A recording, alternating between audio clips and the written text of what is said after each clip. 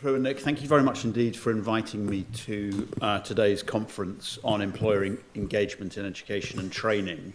And thanks to the two sponsoring organisations, Education and Employers and the Edge Foundation, for putting on this conference, I think for the fifth occasion. And one of the things I particularly value about the role that both organisations play in this debate is that they put evidence about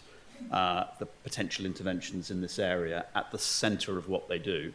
And a lot of the discussion about employer engagement often misses that element of evidence and therefore is less convincing with policymakers. It's also a huge pleasure to be speaking after Anthony from the OECD and to hear somebody from the OECD talking about careers advice and guidance and other issues. As I was saying to Anthony before the session opened this morning, hearing somebody from the OECD talk about careers advice and guidance made me recollect many discussions on this issue when I was a minister in the Department for Education,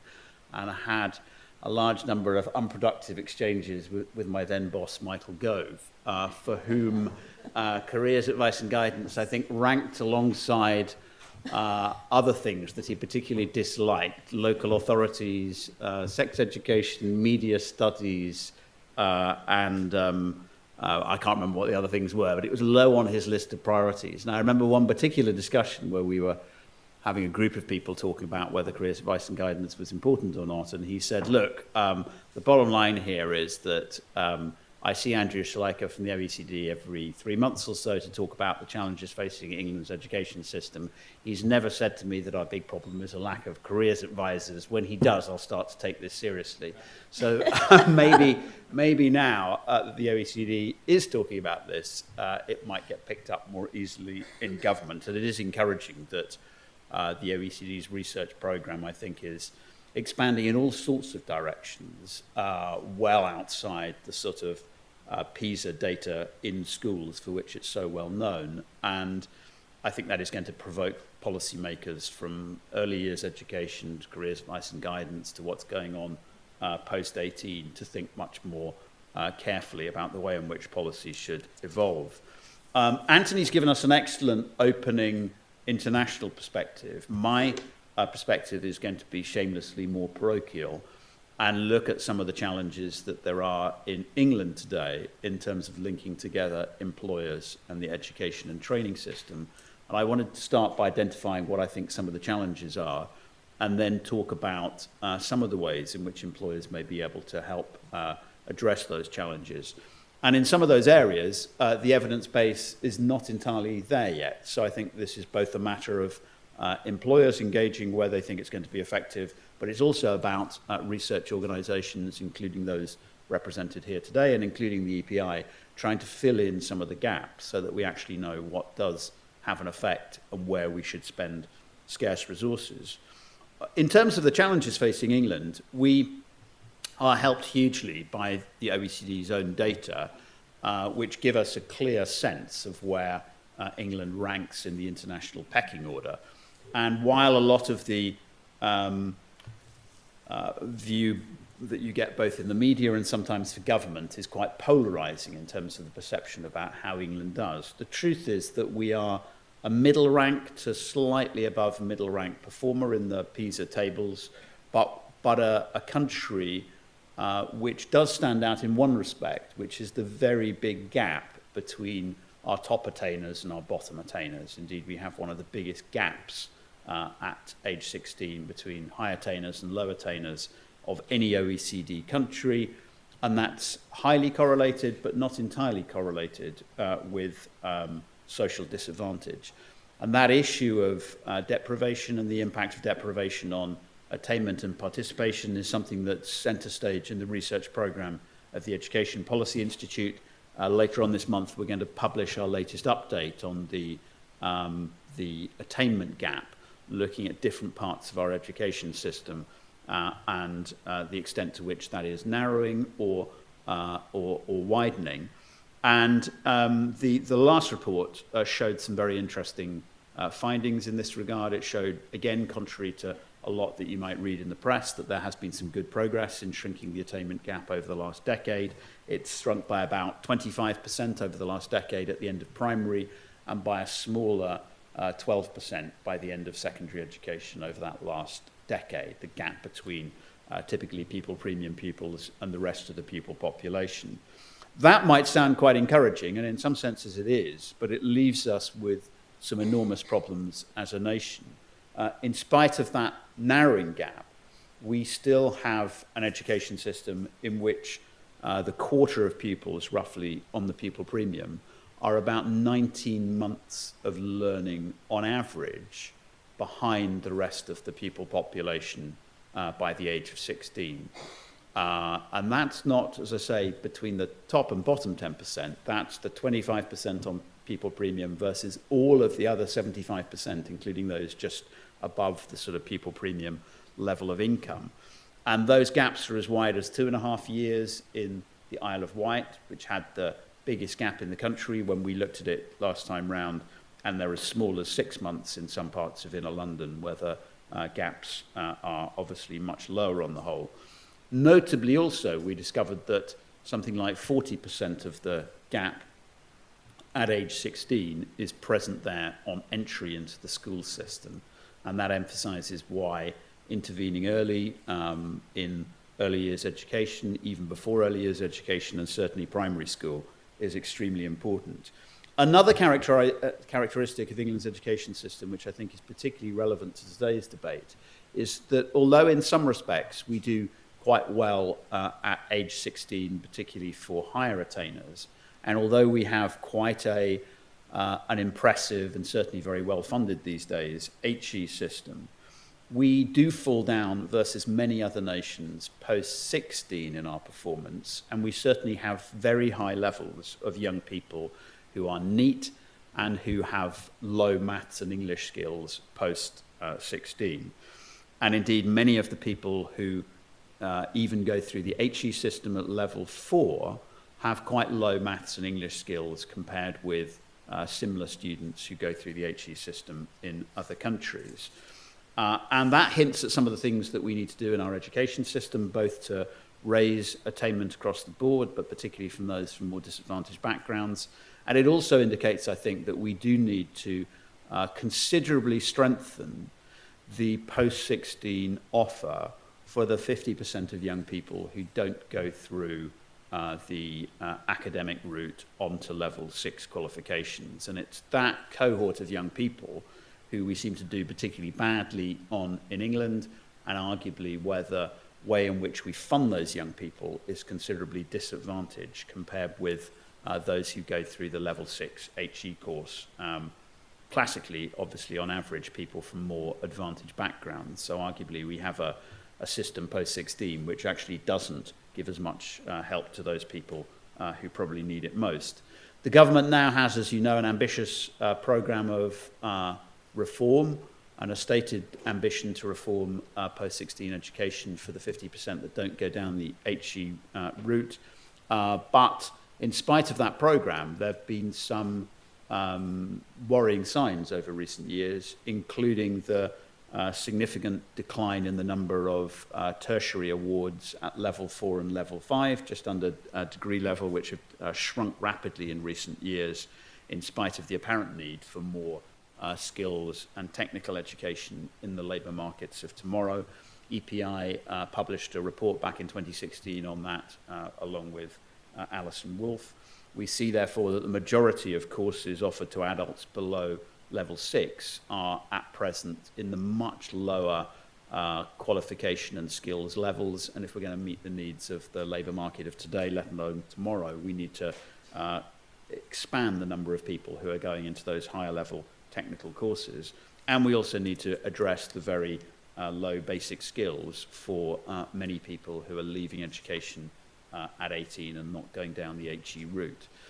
So I wanted just to touch on some of the areas that I think are priorities and should be priorities for the government in terms of this particular group, the 50%, and think a little bit about which of these employers may be able to help on. And I wanted to start in particular with this attainment challenge that we've got. because we know that if you don't achieve good mastery of the basics at age 11, at the end of primary and at the end of secondary, that will considerably cap your opportunities to go on, not just to, through the usual academic route, but also into technical education. And we know that across the OECD, there are something like 200 million workers without even the basic foundation skills in reading and maths of the type that would be acquired typically by the end of primary education. And sadly, even some of those people without those basic skills are found in our country. So we need to considerably improve results at the end of secondary education, mastery of the basics. We can't really aspire to continue being a country where something like 4 in 10 of young people at age 16 don't get a basic minimum set of qualifications that would be regarded as a preparation for most skilled jobs in the labour market. And yet that's what we continue to have, even in an environment where the GCSE bar is being raised in order to meet what looks like a sort of world-class standard. So we have to considerably improve results by the end of Key Stage 2 and then build on that at Key Stage 4 and Key Stage 5. And we see in some parts of the country where there are high levels of entrenched poverty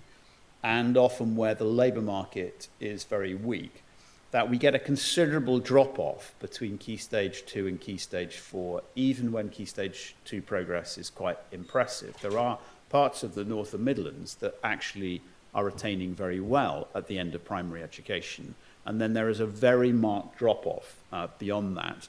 And we need a lot more research, I think, to understand that. There's been some suggestion in some parts of the country that the unflattering attainment and progress scores could be due to the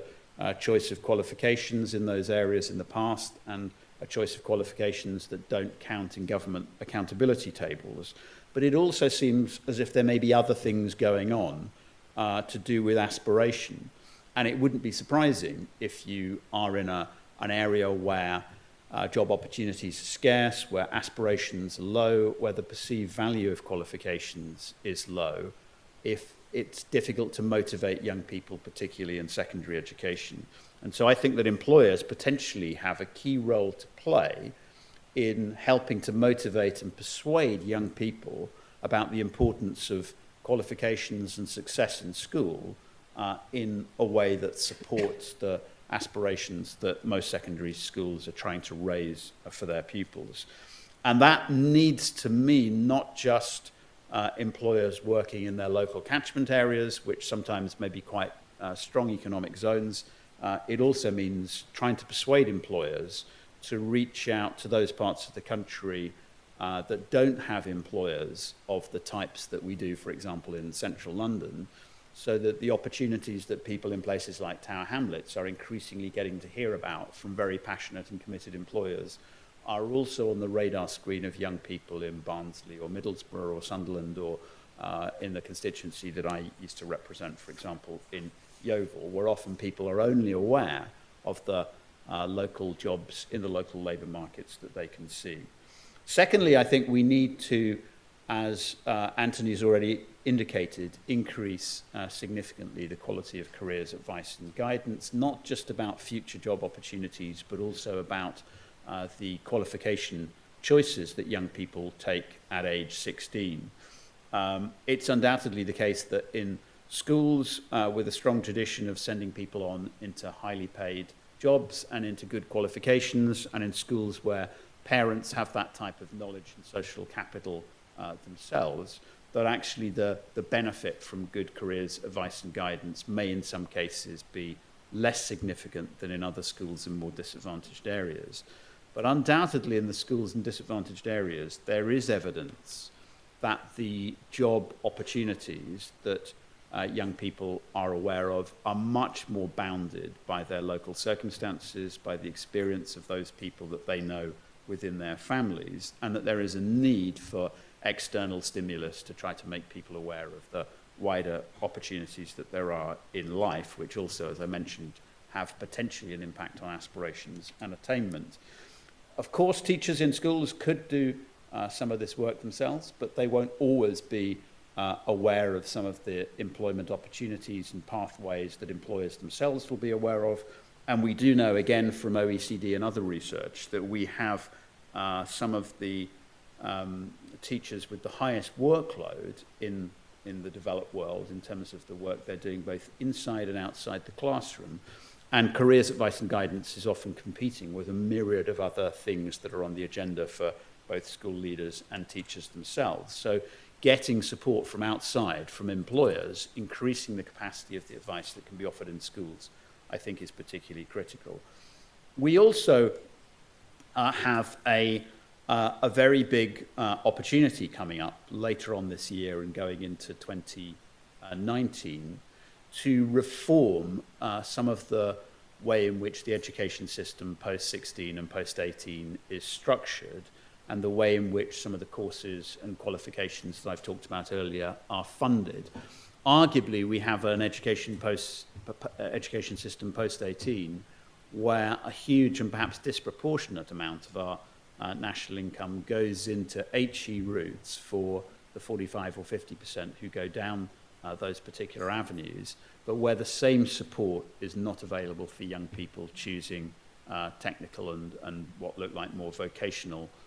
routes. And as you will all know, there is a review that the Prime Minister established a few months ago to look at post-18 education that's being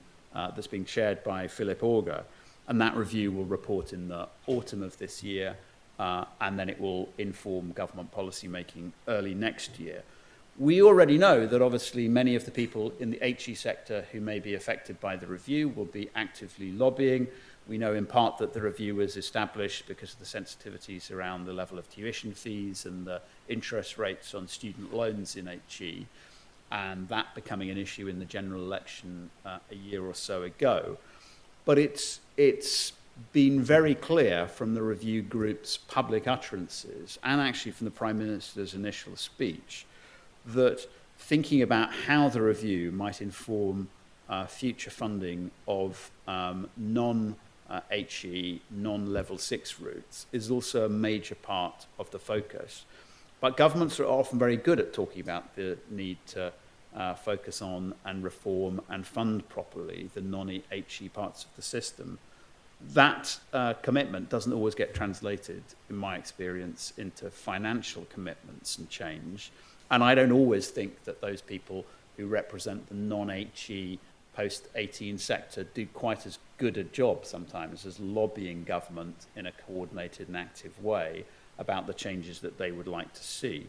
And I'm personally worried that the opportunity to reform the post-18 funding system in ways that would help a lot of the young people that we're talking about today could be missed. Employers have a very key role, I think, over the next few months, and once the review has been published, in communicating to government the way in which this could help them to help young people, and as a consequence help our economy in what looks as if it will be a sort of post-Brexit scenario in the next couple of years, depending upon what happens in Chequers throughout today. So I would urge those of you on the employer side and who are involved in post-18 non-HE education to make sure the opportunity of that review is taken. And I would also urge employers to play an active part in two other debates that are going on at the moment around the design of the T-levels and the design of the apprenticeship system. Those are again areas where the government has made what looks on the surface of it like a big commitment that could help both young people's education and could help employers with the challenges they face. But we know that there are major concerns about the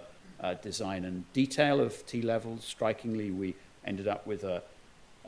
difference between the permanent secretary and the DFE and the Secretary of State being put on the public record recently, something that hasn't happened since the 1980s. So there are serious concerns about whether the T-level program is going to be a success, and there is a track record of governments trying to reform technical and vocational education over 30 years and making a complete mess of it, which might well put off anybody inclined to go down that route or invest in it. And we also have the government commitment on apprenticeships, the apprenticeship levy, the target of 3 million, a lot of very positive rhetoric. But the reality of the fact that apprenticeship numbers are falling and that some of the apprenticeships that have been created don't have the quality characteristics that Anthony talked about a moment ago that we know are associated with good employment outcomes, good earning outcomes, and routes that young people would really want to go down. And I was talking to one employer yesterday who was really desperate that there should be a stronger positive message about the opportunities of apprenticeships, and was pointing out that they are a big opportunity in their own company, but the number of applications they get for apprenticeship posts compared with the conventional HE routes in their firm is completely out of kilter. In other words, very few for apprenticeships compared with the HE routes. And actually there's an opportunity there for young people, because as this particular lady was pointing out to me, in a very prestigious city institution, actually it'd be far easier for young people in terms of the probabilities to get into that company through the apprenticeship route than it would be through an HE route, and cheaper too. And the final point that I was going to make is this, that we have in this country, and I take a bit of responsibility for it, having been a minister in the department, of having helped to design a lot of the accountability systems in a high accountability education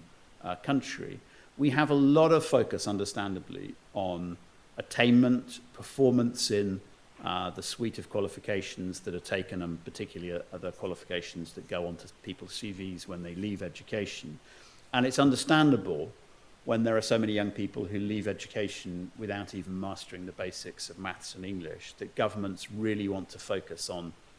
securing improvement in those basics. But it is striking to me that the narrative from the OECD and some of the world-leading education nations is much more cognizant of the wide range of characteristics and qualities that we actually need to stimulate in an education system, which are far more than about simply passing examinations in maths and English, but having the types of skills that will allow people to succeed in the workplace and more broadly in life. And as Andrea Schleicher noted in the book that he's just got published, and I'll give him a free plug for it, which you can report back, Anthony. He noted, and this is a sort of warning for England, that memorization is less useful as tasks in the labour market become more complex, and many other nations, including those associated in the past with, having a very narrow exams focus to their education system, are now beginning to think much more creatively about how they mould an education system in which people will master the basics, but actually they will master a far broader range of skills that will allow them to transition through different careers and actually be creative individuals within our society and within the workplace. We need to do that, and sometimes, interestingly, it's employers rather than other parts of the